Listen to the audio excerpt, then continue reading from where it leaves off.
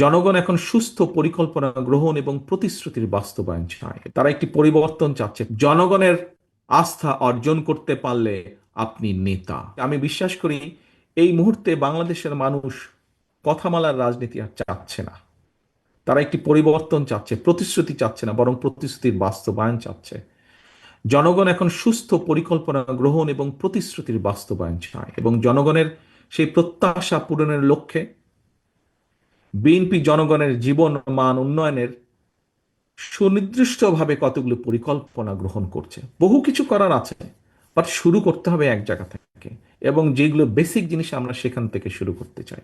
এই পরিকল্পনাগুলো বাস্তবায়নের জন্য কিন্তু প্রয়োজন আমাদের জনগণের সমর্থন। শুধু জনগণের সমর্থনই প্রয়োজন নয়, একই সাথে প্রয়োজন সমগ্র বাংলাদেশের জনগণের সহযোগিতা। প্রয়োজন বিএনপির প্রতি জনগণের রায়। কারণ আমরা মনে করি জনগণই বিএনপির সকল রাজনৈতিক ক্ষমতার উৎস। জনগণের রায় বিএনপি রাষ্ট্র পরিচালনার দায়িত্ব পেলে আমরা যত দ্রুততার সাথে সম্ভব এই পরিকল্পনাগুলো বাস্তবায়নের কাজ শুরু করব। তবে সারা দেশে জনগণের কাছে বিএনপির এই যেই পরিকল্পনাগুলো গতকাল আজ আপনাদের সামনে যে তুলে ধরেছি আমি, এইগুলোকে জনগণের কাছে নিয়ে যাওয়ার দায়িত্ব আপনাদের।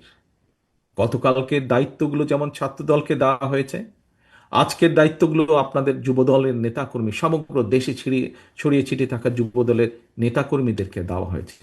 এবং ভাগ না, যেহেতু আমাদের এই কর্মসূচিগুলি প্রত্যেকটি যে কথা বলেছি আমি, সাধারণ মানুষের জন্য, দেশের মানুষের জন্য, জনগণের রায় আমাদের প্রয়োজন, জনগণের সমর্থন আমাদের প্রয়োজন, জনগণের সহযোগিতা আমাদের প্রয়োজন মানুষের জন্য নেওয়া এই কর্মসূচিগুলো বাস্তবায়নের জন্য।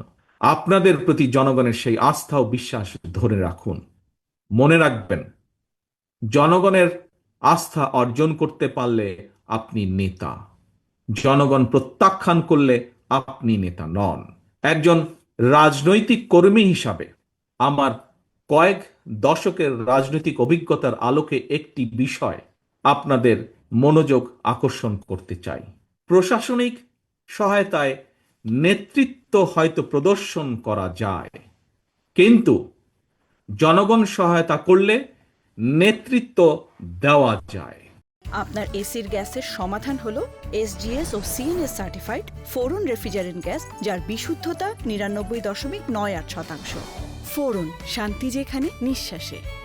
আমি আবারও বলছি আমার অভিজ্ঞতাটি যুবদল সহ সকল পর্যায়ের নেতাকর্মীদেরকে, প্রশাসনিক সহায়তায় নেতৃত্ব হয়তো প্রদর্শন করা যায়, কিন্তু জনগণ সহায়তা করলে নেতৃত্ব দেওয়া যায়।